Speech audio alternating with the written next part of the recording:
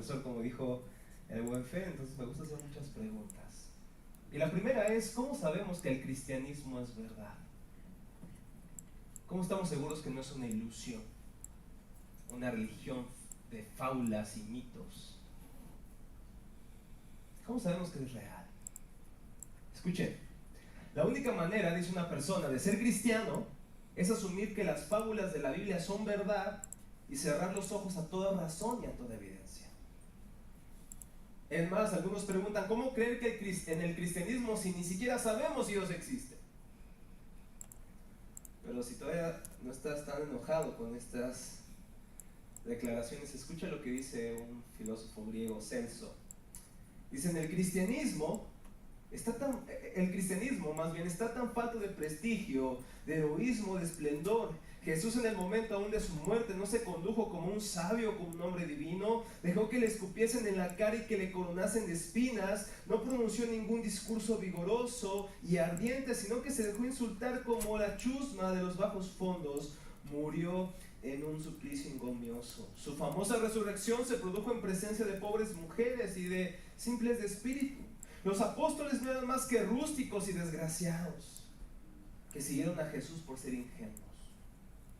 Su fin fue tan humillante como el de Cristo. Por otra parte, la propaganda cristiana se ha dirigido siempre con predilección a las gentes sin cultura, a los pobres, inspirándoles desprecio por la nobleza y por la riqueza. No hay, pues, concluye Celso, en el cristianismo lugar para los valores esenciales del helenismo, el heroísmo, elocuencia y la ciencia. ¿Qué opina de esta declaración de Celso? ¿Qué le contestarían ustedes? Yo sé que ya están en sus bancas agarrándose o cerrando los puños, ¿verdad?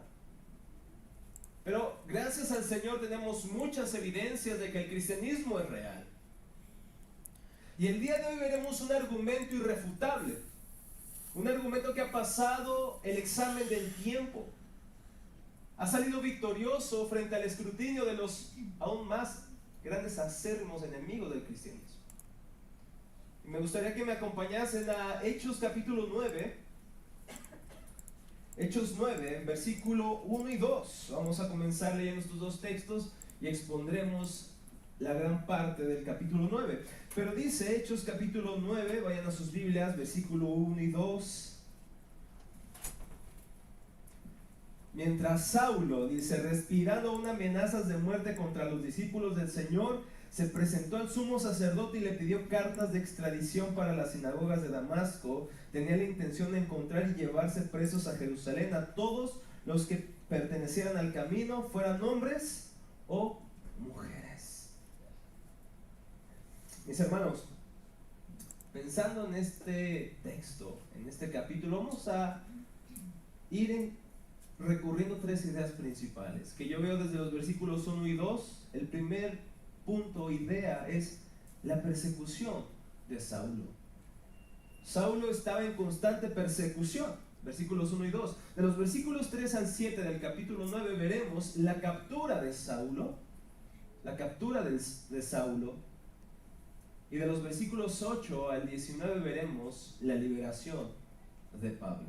Es el mismo, nada más que tiene otro nombre. Entonces vamos a ver estas tres ideas. Este sermón se titula Saulo, sencillamente un lema, un título sustituto de perseguidor a perseguido. Y en esta serie que están viendo como iglesia, gente real, ¿en dónde? En un mundo real, pero con un Dios real. Oremos que el Señor bendiga su palabra en esta tarde. Señor, gracias por el privilegio que nos das de acercarnos a ti confiadamente por Cristo. Que en esta mañana podamos ser fortalecidos en nuestros corazones, Señor. Ayuda al predicador en sus limitaciones, en su finitud, Señor, a ser un instrumento para tu gloria. Abre nuestros corazones, que tu Santo Espíritu predique a nuestros corazones, que tu Santo Espíritu haga estas verdades reales, que las podamos saborear y vivir, Señor. No nos permita ser oidores que solamente les gusta escuchar cosas nuevas. Ayúdanos a ser hacedores de tu palabra. Queremos amarte y refugiarnos en ti, Señor. Utiliza la exposición de tu santa palabra para ello. En Cristo Jesús te lo pedimos. Amén. quisiera que vayamos al primer punto, la persecución de Pablo. ¿Qué es lo que acabamos de leer? Que mientras Pablo estaba respirando amenazas de muerte contra los discípulos ¿de quién? Del Señor, de Jesucristo. Saulo, capítulos atrás, en el libro de Hechos, capítulo 7 exactamente, es testigo y es más, está de acuerdo con el asesinato de un cristiano. ¿Quién se llama? Esteban. Saulo está sosteniendo las ropas de aquellos que están lapidando, enjuiciando a uno de los discípulos del Señor. Pero la muerte de Esteban solamente fue el inicio de una gran nube de persecución que se posó sobre la iglesia cristiana. Y Saulo estaba de acuerdo. Y leemos en el capítulo 8, versículo 3 de Hechos que Saulo, fíjense, iba por todas partes con la intención de acabar con la iglesia. Ese era su vocación, su llamado. Es más, dice, iba de casa en casa y sacaba arrastrando tanto a hombres como a mujeres, a tus propios hermanos. Los tomaba, los arrastraba y los enjuiciaba. Ese era Saulo. Quería acabar, fíjense, con la iglesia, con la expansión del evangelio. Y en este sentido, Saulo se ha apartado de su maestro. ¿Cómo se llamaba su maestro? Gamaliel. Gamaliel vemos en el capítulo 5, versículo 39 de Hechos, que le dijo al Sanedrín: miren, no se metan en problemas con los cristianos, no sea que se estén oponiendo a Dios mismo. Pero Pablo, como es común de los discípulos, va más allá de su maestro y decide tratar de exterminar esta religión o esta secta para él. Cuando Pablo estaba con Agripa, le dice en Hechos 26, en el exceso de mi furia contra ellos, ¿contra quiénes? Contra los cristianos, los perseguí hasta las ciudades extranjeras. Por eso es que va camino a Damasco. Incluso en el libro de Gálatas, que leímos un extracto, dice: ustedes ya están enterados de mi conducta. Esta palabra conducta puede ser traducida como: ustedes ya conocen muy bien mi trayectoria de vida. Cuando pertenecía al judaísmo, de la furia que perseguía a la iglesia de Dios, ojo aquí, tratando de destruirla. Pablo simplemente no quería incomodar a los cristianos. No solamente quería estorbarles un poco en su predicación, quería destruirlos. Quería acabar con ellos, pero como bien dijo ese hombre del Sanedrín, si esto es de Dios, no hay nada que acabe con este movimiento. Si viene de Dios. ¿Se dan cuenta de lo alejado que Pablo estaba? Era muy religioso, pero estaba completamente perdido. Pero esto solamente es en cumplimiento a lo que Jesús dijo a los discípulos en Juan capítulo 6, versículo 16, versículo 2. Juan 16, 2 dice: los expulsarán de la sinagoga, le está diciendo esto a los discípulos, y llegará el tiempo en que quienes los maten pensarán que están haciendo un servicio santo. ¿Para quién? Para Dios.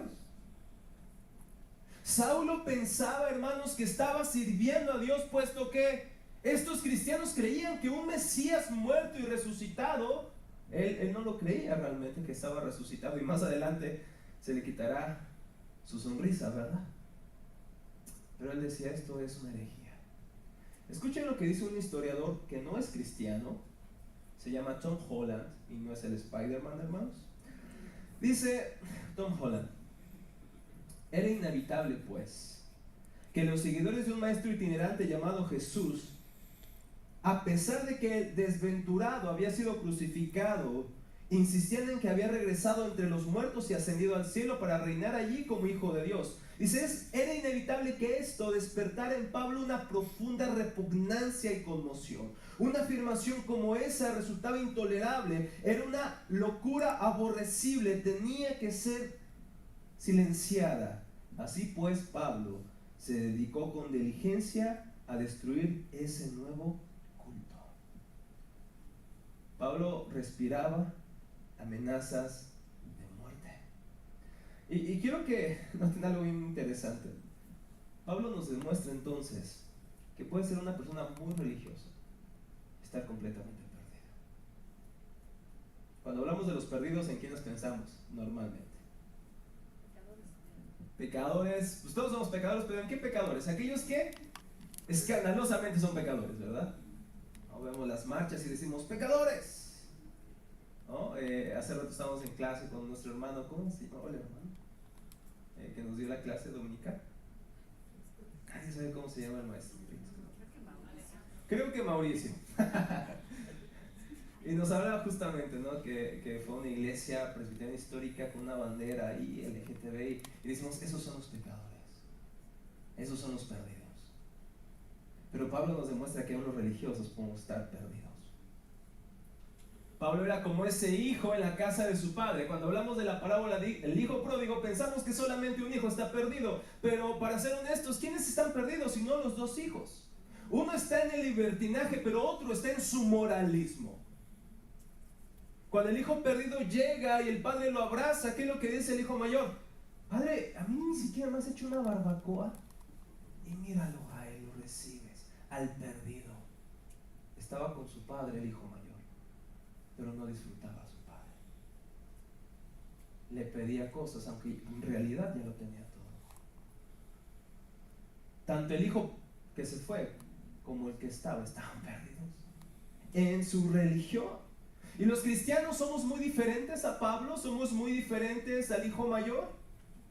Pregúntate lo siguiente: ¿en quién o en qué pongo mi esperanza para hallar mi aceptación delante de Dios? ¿En qué o en quién pongo mi esperanza para hallar mi aceptación delante de Dios? ¿En mi servicio? Ay, gracias, Fernando. No, muy grande para que ya no pida más. ¿En quién estoy poniendo mi esperanza para que Dios me acepte? Jonathan Edwards decía que podemos obedecer por orgullo o por temor. A esto Edwards le llama virtud común. Esta virtud no solamente la pueden poseer algunos cristianos, sino aún los no cristianos. Por ejemplo, ¿por qué un no cristiano no roba? Porque existen personas que no son cristianos y que no roban, que no defraudan en su trabajo. ¿Por qué un hombre no cristiano no engaña a su esposa? Porque hay personas que no son cristianas y no engañan, no adulteran, por temor o por orgullo. Porque si yo robo, probablemente, ¿qué vaya a pasar si me descubren? Pues al bote, ¿verdad? A la cárcel. Si yo engaño a mi esposa, decimos, híjole, esta mujer se ve con la mitad de mis bienes, mejor quieto. ¿O qué van a decir de mí si yo robo, si descubren? ¿Cómo va a quedar mi reputación si se dan cuenta que yo engaño a mi esposa? Estas personas son morales y externamente están cumpliendo, parece que la ley, no están robando, no están adulterando, pero lo hacen por motivos egoístas, por no perder o para ganar. ¿Se dan cuenta? Fíjense lo que dice Tim Keller al respecto. En última instancia, las personas morales que se comportan moralmente bien, por temor o por el orgullo, lo están haciendo para sí mismas, no por el Señor. Puede ser que sean amables y, por ejemplo, que ayuden a los pobres en un nivel superficial, pero en lo profundo lo están haciendo para que Dios los bendiga o para ganar algo de las personas. Este tipo de amoralidad es una forma de salvación por las obras.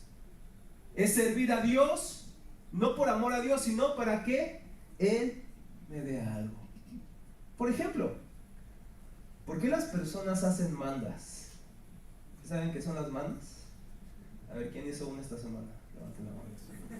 Esas promesas que le haces a un santo, ¿no? Y le dices, mira, San Juditas, a ver, si me hace caso la Brittany, entonces yo voy a hacer esto, ¿no? O hacen procesiones, ¿no es cierto? Muchas personas hacen largas peregrinaciones.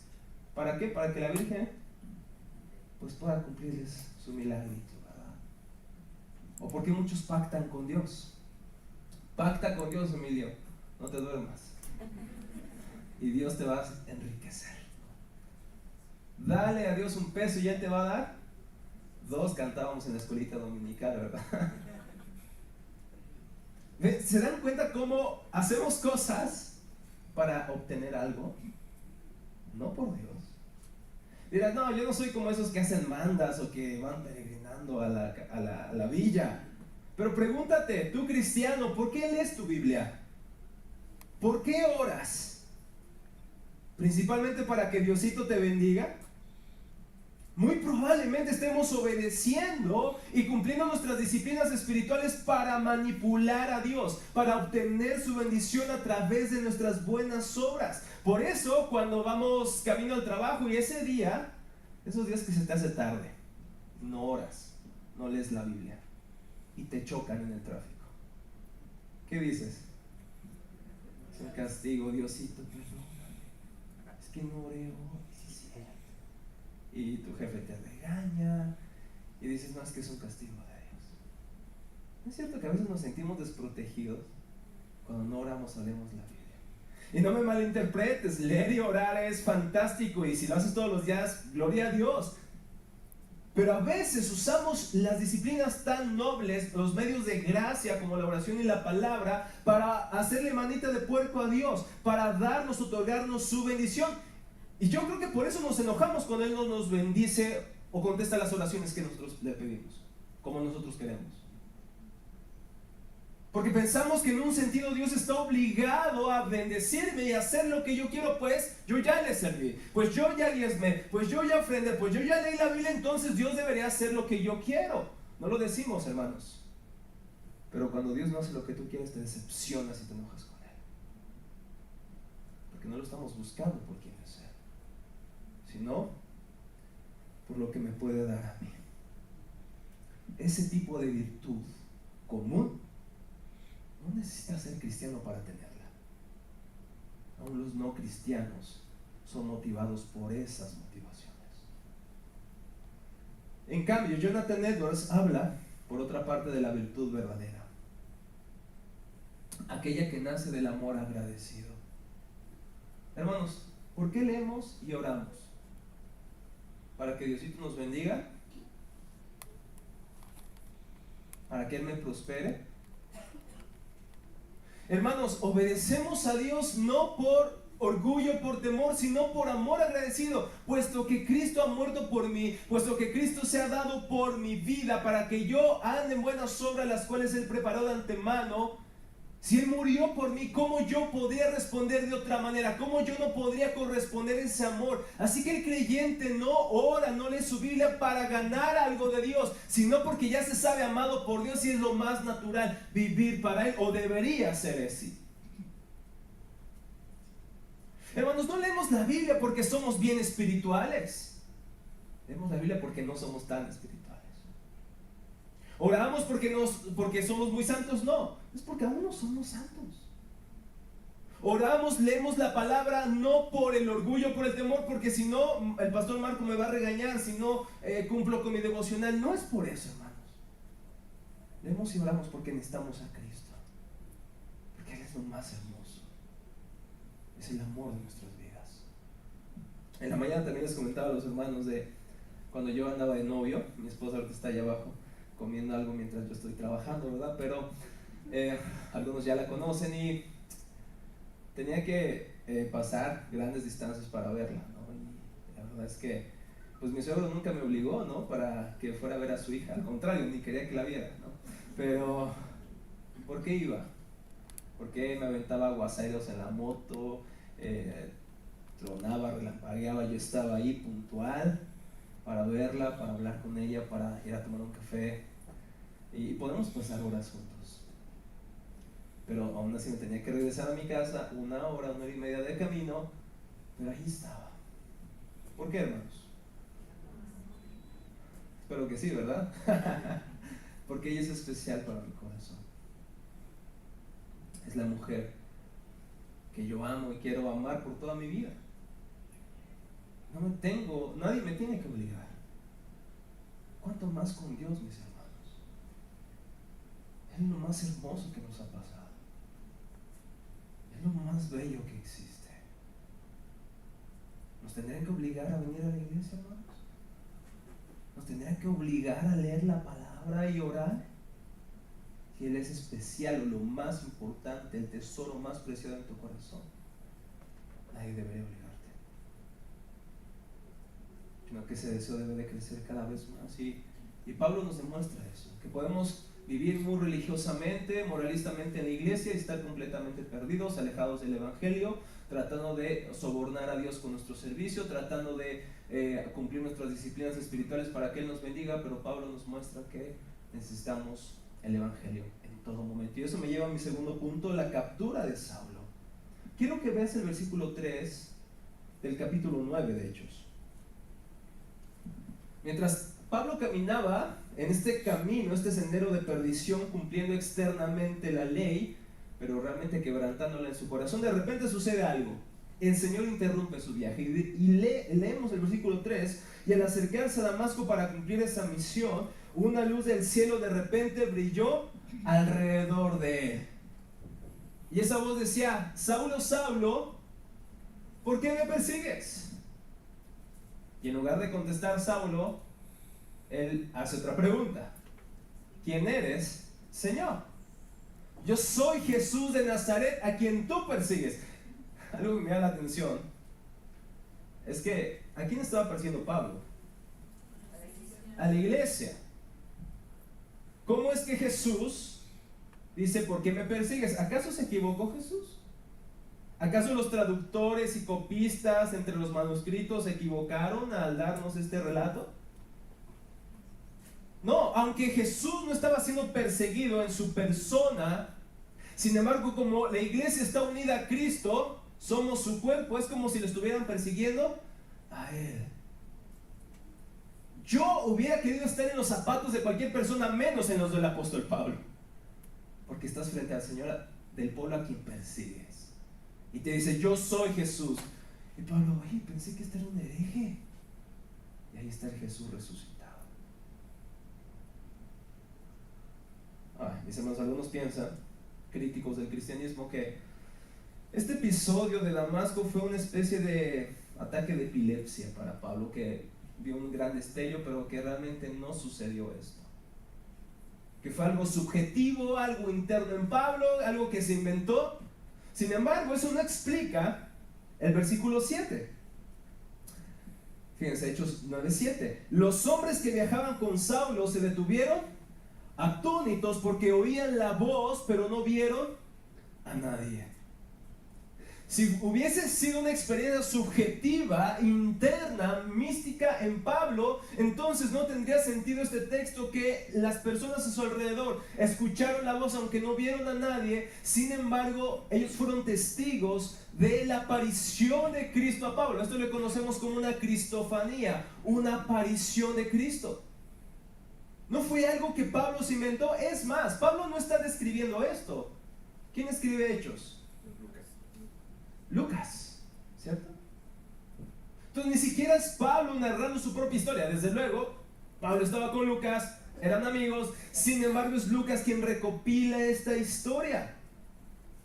Esto no es una ilusión. Fíjense lo que comenta un erudito del Nuevo Testamento, F.F. Bruce. Dice: esto es una cuestión muy diferente a un síntoma de epilepsia, de una conversión total como la que vivió Saulo, una conversión de voluntad, del intelecto, la emoción que determinó el propósito perdurable y la dirección de su vida y actividad subsecuentes. En otras palabras, ¿cómo puede ser que esto sea una ilusión si transformó completamente la vida de un hombre llamado Saulo? Saulo, Saulo, ¿por qué me persigues? Me encanta porque Jesús utiliza una frase muy famosa en el Antiguo Testamento cuando Dios aparece a Moisés, por ejemplo, Éxodo 3. Y Dios le dice: tienes que liberar a mi pueblo. Y dice Moisés: todo está padre, ¿eh? O sea, tu plan está genial, pero si me dicen: oye, ¿y de parte de quién? ¿No? El yo soy de mí, Yahvé. Y Jesús aparece y dice: yo soy. ¿Se dan cuenta? Obviamente Pablo no tenía una doctrina desarrollada de la Trinidad, pero el eco de este nombre resonó en su corazón y tuvo que reconocer, como lo veremos más adelante, que Jesús no solamente es un profeta o un maestro de moral, Él es Dios. C.S. Lewis, el escritor de las Crónicas de Narnia, ¿quién ya vio las películas? ¿Quién ya le dio los libros? Hasta lo levantan más. Muy bien. C.S. Lewis decía, tú no puedes decir que Jesús es un buen maestro de moral, simplemente. O Él es Dios, o Él es un mentiroso y lunático. Pero no puedes decir que es un buen maestro de moral. ¿Por qué? ¿Cómo tú le llamas a alguien que es mentiroso porque dijo que fuera Dios un buen maestro? Un buen maestro se conoce por su veracidad. Entonces, C.S. Lewis razona de la siguiente manera: escarnécelo como un insensato, escúpelo, o cae a sus pies y proclámalo como Señor. Pero dice, no nos juguemos con esto de que es un gran maestro de moral. O Él es Dios o fue un gran mentiroso. Saulo tuvo que darse cuenta camino a Damasco que Jesús no era un lunático, no era un sectario que inició su propio movimiento, sino que es la segunda persona de la Trinidad, el Hijo viniendo en carne para cumplir la obra mesiánica, aquella que se proclamó desde Génesis 3:15 hasta el tiempo del Nuevo Testamento, más bien. Él es el cumplimiento. Fíjense lo que dice James Dunn. A lo largo de las cartas paulinas se queda en evidencia que lo sucedido camino a Damasco no fue una experiencia mística aislada o un simple instante de comprensión o convicción intelectual, sino que fue un encuentro personal, el comienzo de una relación personal que se convirtió en la pasión que dominó su vida. Me encanta, hermanos, esto. Porque un hombre totalmente improbable, un hombre que va en contra de Cristo, ahora ama, obedece a Cristo. Alguien que iba a capturar, salió capturado. Alguien que iba a encadenar, fue encadenado por amor a Cristo. Mis hermanos, esto solamente es una demostración que el cristianismo no es una invención. El cristianismo no es una invención. Porque ponte a pensar. Algunos dicen que un día se reunieron los discípulos ahí en un Starbucks y empezaron a platicar. Oye, ¿y si creamos una religión? Y Pedro, oye, qué buena idea. Ideas, ¿cómo sería esa nueva religión? Entonces alguien dijo, oye, pues hay que elegir una religión que nos persiga. Ah, buenísimo, ¿no? Check. Oh, una religión con que nos martiricen. Ah, qué buena idea. Gracias, Juanito, ¿no? Entonces Pedro ahí le pone check. Vale. ¿Qué otra cosa? Ah, donde se nos persiga, donde se nos hable mal en contra nuestra, donde los judíos nos odien, donde el imperio romano se ponga a nuestra contra. ¿Se dan cuenta de la locura de este razonamiento? De que los discípulos fueron los creadores del cristianismo, ya que no tenían nada que ganar, más bien tenían mucho que perder en términos humanos. Porque el cristianismo no era una religión que probablemente una persona hubiera inventado. Si tú pudieras hacer una religión, ¿cómo sería? Por ahí dice Víctor Cruz con el evangelio de Huicho Domínguez, ¿no? ¿Qué es? Salud, prosperidad, amén, hermana. Amor. ¿Quién dice amén? ¿Verdad? Todos queremos una religión próspera, una religión que nos evitara problemas, pero no el cristianismo. Por eso dice C.S. Lewis, si buscas una religión que te haga sentir cómodo, ciertamente no te recomiendo el cristianismo en lo absoluto. Así que Pablo, los discípulos son una evidencia de que el cristianismo no es de origen humano, no es una invención de unos cuantos seguidores de Jesús, es una revelación de Dios. Es de Dios. Por eso dice George Littleton que la conversión y el apostolado de Pablo por sí solos, debidamente considerados, fueron en sí mismos una demostración suficiente de que el cristianismo es una revelación divina. Un nombre opuesto ahora es un hijo de Dios en Cristo. Samuel Johnson, por su parte, dice: la historia de Pablo es un tratado al cual la incredulidad nunca ha podido inventar una respuesta plausible. Pablo es una demostración del poder, de la gracia del Señor. Y ahora, ¿qué nos muestra la experiencia de redención, la conversión del apóstol Pablo? ¿Qué nos muestra esto? Que nadie, hermanos, nadie es tan bueno para no necesitar el evangelio. Nadie es tan bueno aquí para que diga: yo puedo pasar por alto el evangelio, yo puedo salvarme sin el evangelio. Pablo nos muestra que no hay persona ni muy religiosa que diga yo no necesito a Cristo. Mauricio, ¿sí es Mauricio el maestro? Alejandro Mauricio nos recordaba esta mañana acerca de la sola fide, sola gratia. Este es el artículo en el cual la iglesia, hermanos que estuvieron en la clase, cae o se sostiene o se levanta.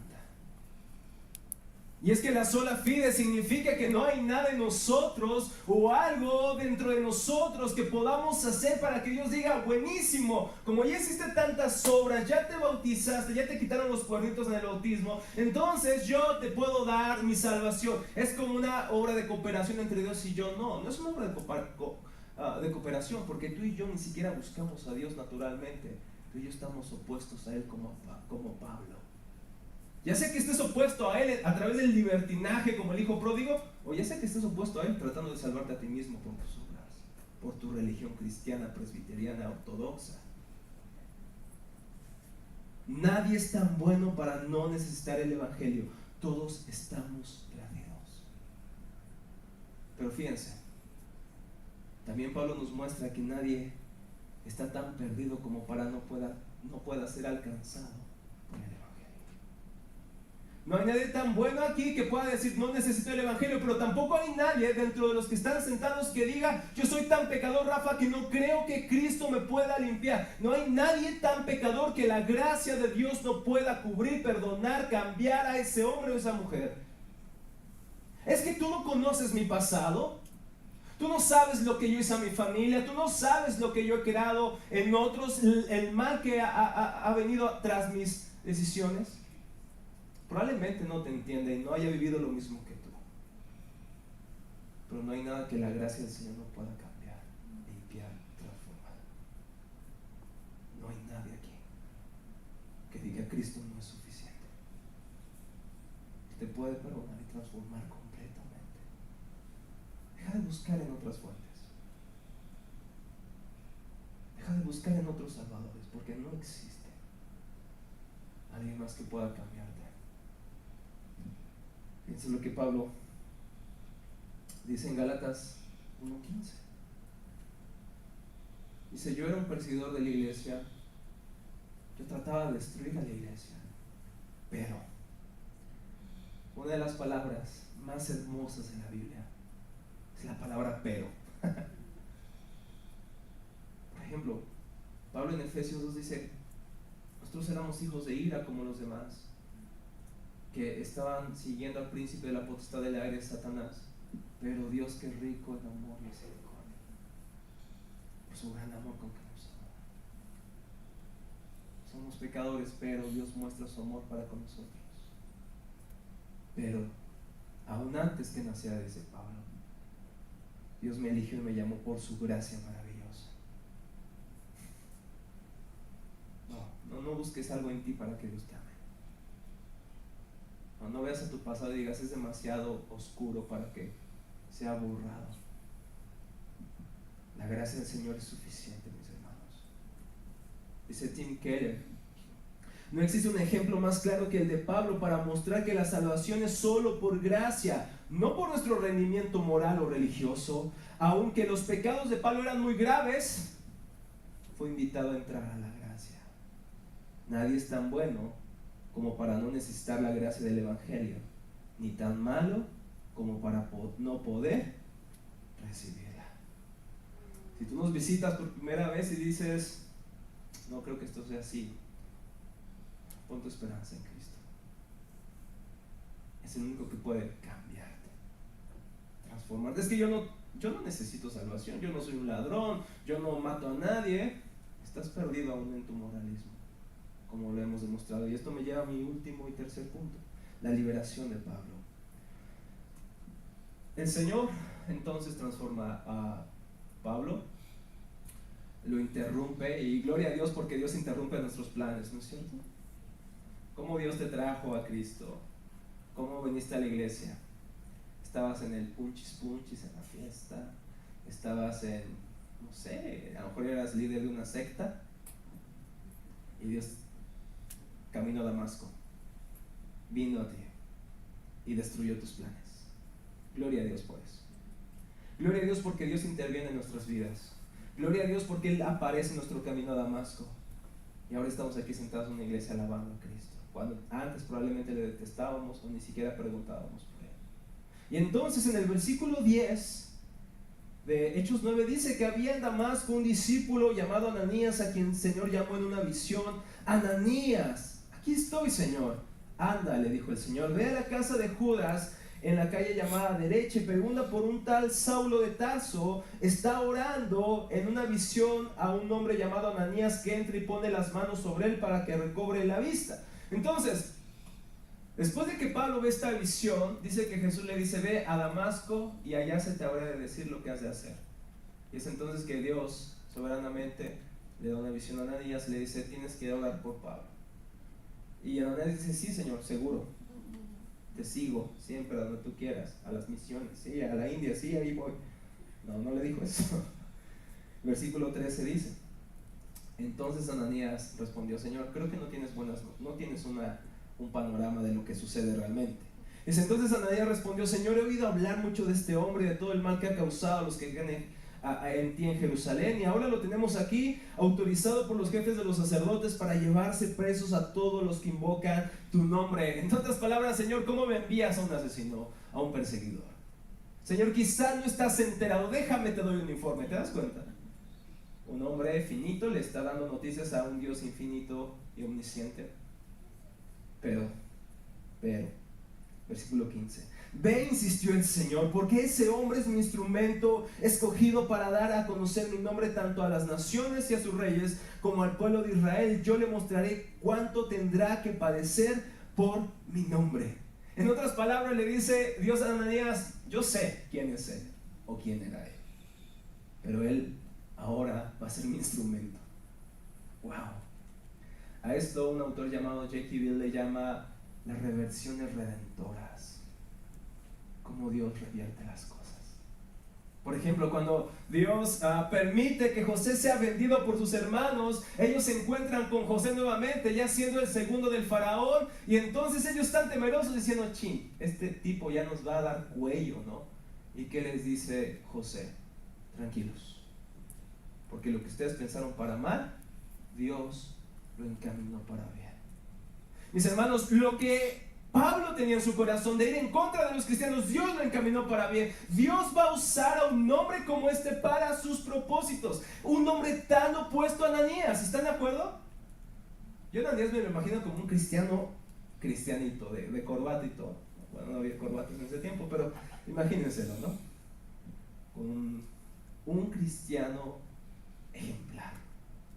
¿Cómo yo, señor Ananías, voy a estar con una persona como Pablo? Es que el Espíritu Santo continuamente une a personas opuestas en la iglesia. ¿A poco no, hermanos? Basta con que volteen a ver a su alrededor y se darán cuenta.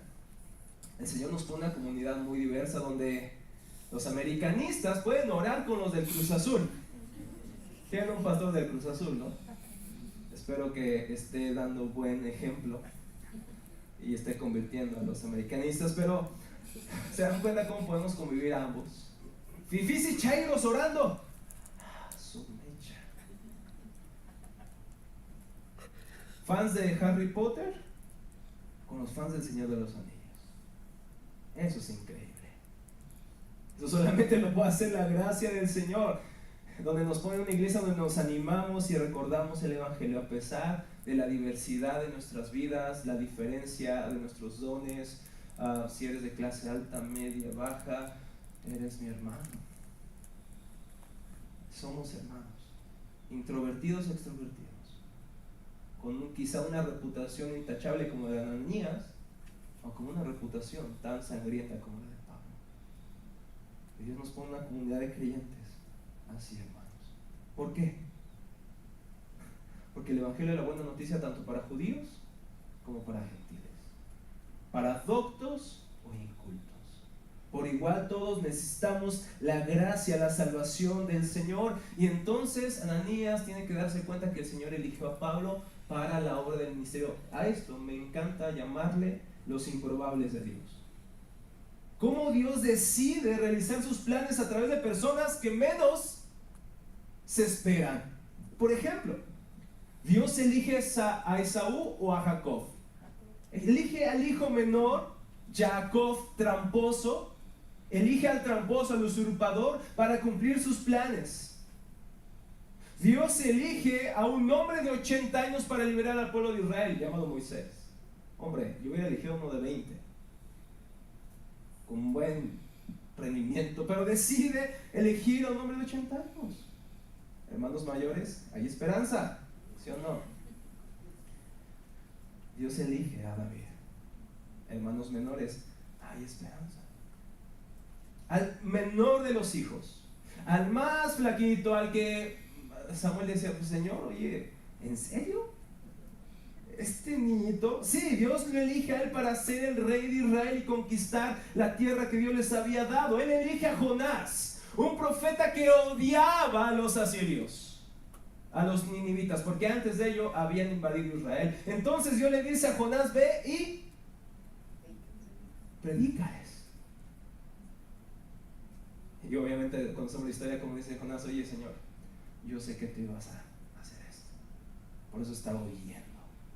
Pero no estaba huyendo de Dios, porque ¿quién puede huir de Dios? Estaba huyendo de aquellos que él odiaba. Sin embargo, Dios decide escogerlo a él, tan diferente, para la predicación de los ninivitas. Dios elige a Israel, un pueblo terco y rebelde, para cumplir sus propósitos. Elige a unos pescadores en el Nuevo Testamento para ser aquellos que difunden la buena noticia del Evangelio. Hermanos, nos elige a ti y a mí, personas que naturalmente nos oponemos a él. Ahora estamos aquí y glorificamos su santo y bendito nombre. Y elige a Pablo,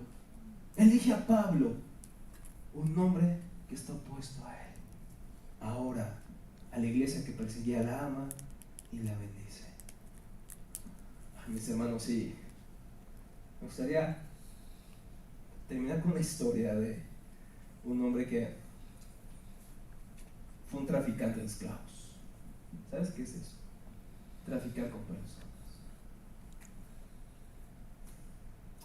Fíjense lo que dice: no contento con correr el camino ancho por mí mismo, yo era incansable de tentar a otros. Dice, yo no solamente era malo, me encantaba tentar a otros.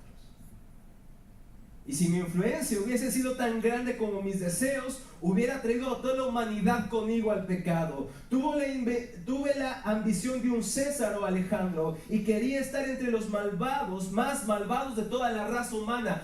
John Newton realmente era un hombre malvado. Pero mientras iba camino, estaba llevando unos esclavos en el mar. Entonces empieza a agitar una gran tormenta y él dice, ya aquí quedé, y rogó al Señor, sálvame. ¿Qué crees que hizo el Señor? Lo salvó. Se arrepintió de sus pecados. Y después de esto renunció al tráfico de personas. Y fue un pastor después. ¿Te imaginas? Oye, ¿quién es tu pastor? El que era traficante. Oye, no voy a tu iglesia mejor. No vaya a ser que sea una trampa, ¿verdad? Dice uno de sus biógrafos: en medio de todo su servicio al Señor a lo largo de su vida cristiana, Newton nunca dejó de asombrarse por la gracia del Señor. Es que imagínate, hermano, el Señor te cambia radicalmente. El hecho de que Newton haya sido un traficante de esclavos perdido en sus pecados es un recordatorio, escuchemos hermanos, es un recordatorio para nosotros de que nadie en este mundo está fuera del alcance del poder transformador del Evangelio. Nadie en este mundo, ¿lo escuchaste?, está fuera del alcance transformador del Evangelio. Por eso podemos cantar con John Newton, sublime gracia del Señor, que un pecador salvó. Cuando cantas esa canción, estás cantando la composición de un hombre que era ex traficante de esclavos. Pero así que como Pablo fue hallado por el Señor. Hermanos, somos gente real, con problemas reales, con pasados reales, en un mundo real, pero con un Dios realmente poderoso y lleno de gracia para transformarnos. Pongamos hoy otra vez, hermanos, otra vez nuestra esperanza en Cristo. Y si aún no la has puesto, te invito a que vengas a Él. Él es suficiente para perdonarte. ¿Qué esperas? Si oyes hoy su voz, no endurezcas tu corazón. Ven a Él. Él te va a transformar por gracia. Confía en lo que Él hizo, no necesitas hacer más. Oh, es que, ¿qué hago? ¿Dónde doy la ofrenda? ¿Dónde hago una promesa? No, solamente míralo a Él y sé salvo. Pon tu esperanza en Él y sé transformado. Esa gracia sigue siendo igual de poderosa como lo fue en el primer siglo. Esa gracia del Señor la que nos ha transformado y nos sigue transformando. Cristianos, no deberíamos sentirnos más o mejores que aquellos que no creen en el Señor, porque la misma gracia que ellos necesitan, esa misma gracia nosotros necesitamos. ¿Podemos levantar nuestras cabezas superiores ante aquellos pecadores? No, porque estamos igual de perdidos que ellos, y por gracia ahora vemos. Solo sé una cosa, que yo era ciego, mas ahora veo. Bendito sea el nombre del Señor. Amado Dios, gracias.